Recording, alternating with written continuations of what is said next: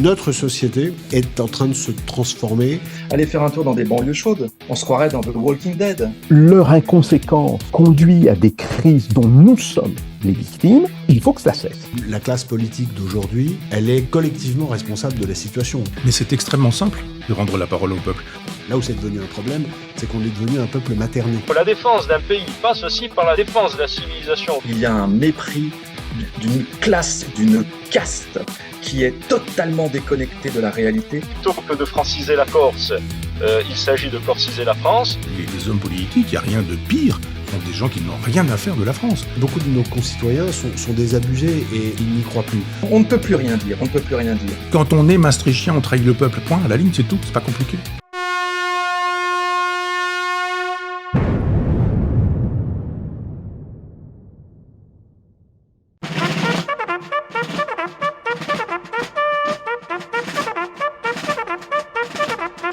Le clairon.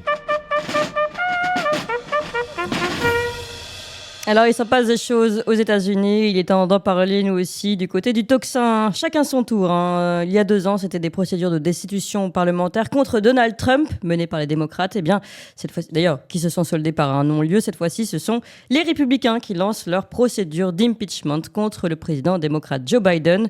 L'initiative vient du président de la Chambre, Kevin McCarthy. Je vous propose d'écouter Kevin McCarthy il y a 2 jours. These are allegations of abuse of power, obstruction, and corruption. And they warrant further investigation by the House of Representatives. That's why today I am directing our House committee to open a formal impeachment inquiry into President Joe Biden. Voilà qui annonce donc cette procédure d'impeachment officielle avec ces griefs qui lui sont reprochés contre Joe Biden, abus de pouvoir, obstruction, corruption. Et pour en parler, eh bien, nous sommes avec le porte-parole du Parti républicain en France, c'est Nicolas Conquer. Bonjour Nicolas Conquer. Bonjour Clémence. Et merci beaucoup d'être avec nous. Alors, que se passe-t-il ? C'est très intéressant. D'abord, cette offensive, on va dire, républicaine contre Joe Biden, et ensuite au sein des républicains, parce que j'ai l'impression que tout le monde n'était pas forcément d'accord pour cette procédure d'impeachment. Alors effectivement, ce qui s'est produit mardi, c'est la concrétisation d'enquêtes qui ont été menées au sein du Congrès par les différents comités auxquels faisait référence Kevin McCarthy et qui viennent désormais amplifier ces enquêtes qui vont être faites sur Biden et sur toute la famille pour des questions de corruption qui s'étalent sur le temps long, qui ont toujours été démenties, passées à couvert par les démocrates, par les médias mainstream. Et donc le fait de pouvoir engager cette procédure d'impeachment, ça va pouvoir donner davantage de compétences à ces comités pour aller investiguer dans des documents qui étaient classifiés, sur des comptes bancaires, pour faire toute la lumière sur des transactions qui sont pour le moins douteuses en provenance de pays étrangers, notamment l'Ukraine, la Chine, pour des abus d'influence, de corruption, et qui viennent vraiment mettre à mal la présidence et peut-être de manière plus générale mettre en évidence un système de corruption qui a l'air assez généralisé. C'est peut-être pour ça que tous les démocrates s'évertuent à vouloir couvrir Biden comme s'il n'y avait rien. Peut-être que c'est peut-être pour assurer leurs arrières. Oui, parce qu'on pourrait aussi imaginer que finalement, peut-être le camp démocrate pourrait vouloir se débarrasser de Joe Biden, qui a aussi montré des signes de sénilité quand même graves ces derniers temps. Plus personne n'est dupe. Et on pourrait se dire, on va le remplacer par un autre candidat pour les prochaines élections, pour le camp démocrate. Et puis voilà. Et là, il y a tout de même une levée de bouclier pour défendre Joe Biden. Vous pensez que finalement, c'est parce que derrière, il y a tout un système de corruption, c'est ça ? C'est ce que vous dites ? Ça pourrait être une des hypothèses qui est mise en évidence. L'autre, ça serait, encore une fois, ce 2 poids 2 mesures. On n'a pas les mêmes standards. Quand c'est Donald Trump, on n'a pas l'ombre d'un dossier. On mobilise tout le Congrès, tout le Sénat pour faire non pas un impeachment, mais un deuxième qui se sont à chaque fois soldés par des échecs. Monter des dossiers sur des collusions avec la Russie qui se sont avérées des hoax, des fake news. Et là, alors qu'on est dans une situation qui mériterait qu'en fait que le public, le citoyen américain soit au fait de ce qui a pu se produire et qu'on révèle au grand jour s'il y a lieu d'aller plus avant. Il y a une levée massive de boucliers alors qu'on pourrait se réjouir de plus de transparence, de lisibilité et que soit il soit blanchi de tout soupçon, soit que si les accusations sont graves et il ne s'agirait pas moins du plus gros scandale de corruption de l'histoire des États-Unis, pourrait vraiment entraîner la destitution, donc l'impeachment de Biden. Et parce qu'en fait, concrètement, là, qu'est-ce qui va se passer ? On ouvre une enquête parlementaire, c'est bien ça, une commission d'enquête parlementaire ? Alors, la première chose, c'est qu'il faut reconnaître que ça vient de la voix du leader du Parti républicain, donc Kevin McCarthy à la Chambre. C'est donc une des compétences qui leur est propre au Congrès. Et donc, il ne l'a pas soumis au vote. Il faut reconnaître que depuis les dernières élections de mi-mandat, la majorité des Républicains est ténue. Ils doivent atteindre 218 voix pour obtenir ce vote à la majorité, et ils disposent de 223 sièges. Donc, c'est ténu, ça nécessite de mobiliser la quasi-totalité de vos élus, ce qui n'est pas une chose aisée. Certains, jusqu'à présent, faisaient part de leurs doutes. Et donc là, il a amené ça de manière un peu unilatérale de par son propre chef. Il a quand même le soutien d'une grande majorité du Parti républicain. Mais vous allez voir que les démocrates, encore une fois, par grande hypocrisie, ne se sont pas privés de juger le fait qu'il n'ait pas soumis ça au vote. Alors que Nancy Pelosi, vous vous souvenez peut-être, en 2020, elle-même avait fait la même chose vis-à-vis de Trump. Et là, pour le coup, il n'y avait absolument aucun problème. Donc là, les étapes suivantes vont être que s'ils vont plus avant, le Congrès fait passer cet impeachment et ensuite doit le soumettre au Sénat. Et d'ici là, il va y avoir toutes sortes d'investigations et potentiellement, ces accusations vont être reprises par d'autres comités au sein du Congrès. Et une fois qu'on va pouvoir mener ces enquêtes pour justement faire la lumière, justement, je vous parlais de transactions bancaires, on parle de plusieurs millions de dollars qui sont en jeu, de transactions qui viennent de pays étrangers. Donc, c'est la moindre des choses que de pouvoir faire un peu le clair là-dedans. Excusez-moi, ce sont des transactions qui concernent... Oui, ce sont des transactions qui concernent Joe Biden ou son fils Hunter Biden, parce que c'est aussi une des défenses des démocrates, c'est de dire attendez, en fait, là, on est en train de porter toutes les accusations sur le fils, ce n'est pas la même chose. Alors, il y a une chose qui concerne Hunter Biden. Hunter Biden, il a déjà plusieurs procédures en cours, certaines pour lesquelles il a été condamné, d'autres pour lesquelles il y a une escalade, parce qu'on a vu qu'il y avait une interférence du ministère de la Justice qui était un peu trop complaisant vis-à-vis de lui. Donc même le juge s'est dit, en fait, cette offre qui est de plaider coupable est trop arrangeante, je me défais du dossier. Ça, c'est une première chose. Maintenant, qui est-ce que ça concerne? C'est pas uniquement Hunter Biden. On a beaucoup mis la focale sur lui. Il a beaucoup de frasques, c'est vrai. Mais ça va concerner vraiment tout le clan Biden qui, en fait, ont été arrosés ou qui auraient bénéficié de ces fonds-là, alors qu'en réalité, hormis la marque Biden, c'est-à-dire l'influence qu'il pouvait exercer auprès de Washington, il n'apportait aucune compétence auprès des sociétés sur lesquelles il siégeait, notamment en matière d'énergie, donc à Burisma en Ukraine. Mais voilà, avec les révélations faites par l'ancien associé de Hunter Biden, Devon Archer, mettent vraiment en évidence l'action présente de Joe Biden, alors que ça a été démenti par lui le premier, ne serait-ce que lors des débats présidentiels, disant qu'il n'avait absolument aucune connaissance des affaires de son fils, qu'il ne connaissait pas l'associé. Manifestement, les témoignages de celui-ci sont plutôt contradictoires. Et donc, ça concerne non seulement Hunter, mais Joe Biden, qui aurait connaissance également de ses agissements, mais plusieurs personnes de la famille Biden. Donc, l'enjeu, c'est vraiment de révéler et de faire la pleine lumière sur cette affaire. D'accord. Et là, concrètement, pour pouvoir ouvrir ces procédures d'enquête et ces procédures d'impeachment, il faut déjà avoir des éléments sérieux. Alors, c'est ça qui est intéressant, c'est que vous écoutez le média mainstream, on vous dira ça n'a jamais existé. Le laptop d'Hunter Biden n'a jamais existé. Les affaires de corruption n'ont jamais existé. Et en fait, l'histoire est venue un peu balayer tout ce narratif.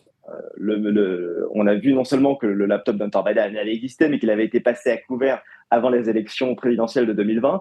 Je tiens à rappeler qu'aujourd'hui, il y a des études qui ont été faites qui disent que si les Américains avaient eu pleine connaissance de cette affaire, un Américain sur deux aurait voté différemment à l'élection. Donc c'est vraiment un signe profond d'interférence aux élections et avec une complaisance, voire même une complicité des réseaux sociaux, notamment Facebook.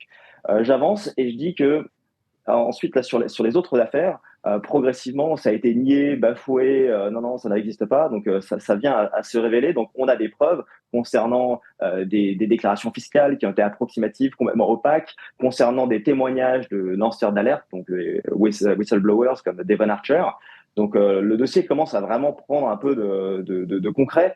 Et ces investigations, c'est la suite logique. Et vont pouvoir aboutir une fois que, je t'ai rajouté un élément supplémentaire, c'est qu'il y a toutes des correspondances par mail qui étaient classifiées, au cours desquelles Joe Biden converse sous alias. Donc on fait référence à lui, The Big Guy, et il y a une autre dizaine d'alias qui sont utilisés. Donc c'est pas vraiment la transparence, la probité qu'on attend d'un homme politique, si tant est que ça existe encore en politique. Ça, une précision d'ailleurs, ce sont des informations, beaucoup qui ont été révélées grâce à Elon Musk, et c'est Twitter Files. Effectivement, à l'époque Twitter Files, il y a eu des mises en avant de ces différents sujets, notamment le laptop. C'était de l'investigation journalistique libre qui a été mise en évidence, relayée, justement parce que ça avait été passer à couvert au préalable. Mais il y a également donc l'ensemble des travaux des Républicains Oui, tout à fait. à la Chambre qui ont pu également porter leurs fruits, et on peut souhaiter que cette démarche aille jusqu'au bout. À titre personnel, j'ai le sentiment que les démocrates ne prennent pas suffisamment au sérieux ces menaces d'impeachment. Je pense qu'on pourrait voir Joe Biden destitué ou renoncer, comme on l'avait vu par Reagan, par Nixon, donc renoncer à son siège avant la fin de son mandat. Oui, mais alors parlons politique justement maintenant. Deux choses. Il me semble que finalement Joe Biden ce soit quand même le meilleur opposant qu'on puisse avoir côté démocrate, puisque aujourd'hui, comme j'ai dit tout à l'heure, il fait preuve de tellement de faiblesse. On va dire intellectuel, de problèmes d'expression, etc., que finalement se retrouver face à lui, c'est plutôt une bonne chose. Alors, est-ce que finalement c'est pas aussi peut-être derrière, il n'y a pas une stratégie de vouloir se débarrasser d'un mauvais candidat pour en récupérer un autre qui soit meilleur derrière? Question purement politico-politique. Et de l'autre côté, les républicains, quel est en ce moment l'alignement des Républicains, sachant que là on voit que Kevin McCarthy suit finalement les recommandations de Donald Trump, qui avait dit qu'il fallait faire cette procédure d'impeachment contre Joe Biden. Donc finalement, y a-t-il un alignement derrière Donald Trump au fond? Non, mais j'aime bien la théorie que vous évoquez, à savoir il faut sortir Biden. Je pense qu'on en donne un peu dans la politique fiction de dire que ça serait peut-être les démocrates qui auraient un peu soufflé sur les braises pour qu'il y ait ce procès en impeachment. Effectivement, sa cote de popularité est très basse. Mais il persiste à croire que si jamais le match de 2020, à savoir Biden versus Trump, devait à nouveau voir le jour, du côté démocrate, ils sont convaincus que l'issue du scrutin sera le même. Du côté des sondages et du camp républicain, on n'en est pas convaincu. Maintenant, du côté des républicains, il y a quand même, hormis quelques dissidents, rhinos comme on les appelle, donc Mitt Romney qui pas plus tard qu'hier annonçait qu'il ne se représenterait pas donc, en tant que sénateur. C'est un ancien candidat à la républicaine, mais qui est assez loin d'une ligne trumpiste, on va dire, et de America First. Lui-même dit que peut-être que ces poursuites sont un peu exagérées, ne vont pas dans le bon sens. La vérité, c'est qu'il y a un front qui est assez uni et qui demande vraiment d'aller plus loin dans ces démarches-là.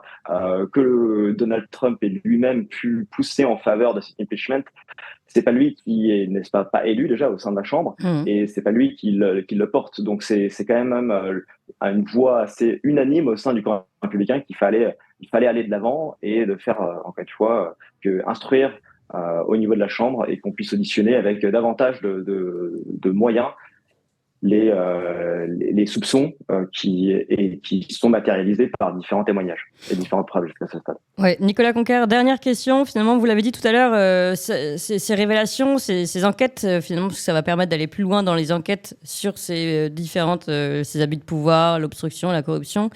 Vous disiez, et j'aimerais bien que vous nous disiez un tout petit peu plus, que ça pourrait finalement pas toucher seulement Joe Biden, mais finalement tout un système.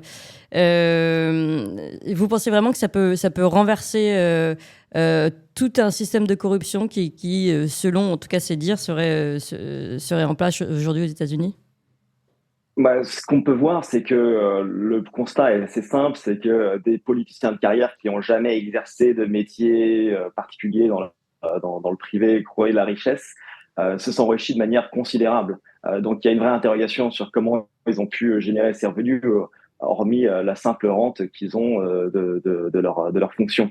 Il y a des traitements assez généreux qui vont obtenir peut-être de lobby, peut-être de puissances étrangères, et qu'ils peuvent aussi faire l'influence de la part de leur nom pour notamment placer leurs enfants, contacts et relations. Donc, on a vraiment ce scénario qui est représenté avec la marque Biden qui est utilisée et avec Hunter Biden qui fait le tour en Europe et en Chine pour aller récupérer les fonds un peu sous forme un peu d'extorsion. Et ce qui est, en plus, si on fait le parallèle à l'heure actuelle, si vous me permettez le lien, on est en train de regarder des affaires de poursuites vis-à-vis de Trump en Géorgie où ils ont invoqué un système qui est propre à la mafia, c'est-à-dire où on cherche à faire tomber un petit peu ceux qui sont en bas de la chaîne. pour s'en prendre à celui qui serait un peu le parrain. On voit qu'on serait un peu dans un schéma assez analogue là où au final Joe Biden donc Joe Biden tout à fait à partir de son influence et ses hommes de main Hunter Biden va collecter et faire jouer de son influence pour s'enrichir à titre personnel et au détriment du peuple américain et de leur influence. Oui, et ce qui est important, c'est que derrière, c'est vraiment ça peut être tout un jeu d'effondrement de château de cartes, puisque, vous l'avez dit, il y a quand même aussi des liens très forts avec l'Ukraine, entre le fils Biden, mais le père Biden aussi, qui était là dès 2014. Donc, finalement, ça pose aussi de grandes questions sur ce qui se passe en ce moment, la guerre en Ukraine, etc. Donc, les Américains, si les enquêtes vont plus loin et révèlent certaines choses sur des conflits d'intérêts sur place, peuvent vraiment remettre en question aussi peut-être le rôle des Américains dans ce conflit. Alors, d'une part, oui, et c'est tout à fait actuel, il faut bien le mentionner, c'est-à-dire qu'il y a des nouveaux observateurs qui arrivent pour voir un peu comment est employée cette aide sur place. Ça ne conditionne pas forcément l'aide, mais c'est pour s'assurer que ça ne tombe pas dans des mains qui pourraient porter atteinte aux intérêts américains. Et effectivement, indépendamment de ça, de l'implication dans le conflit, c'est de manière plus globale où les Américains, et notamment certaines franges plus ou moins corrompues, on a vu le scandale récemment, et puis avec le procès FTX, où visiblement il y a des problèmes d'argent envoyé en Ukraine qui repart dans le camp démocrate par la suite. C'est ça, on a un gros système de blanchiment.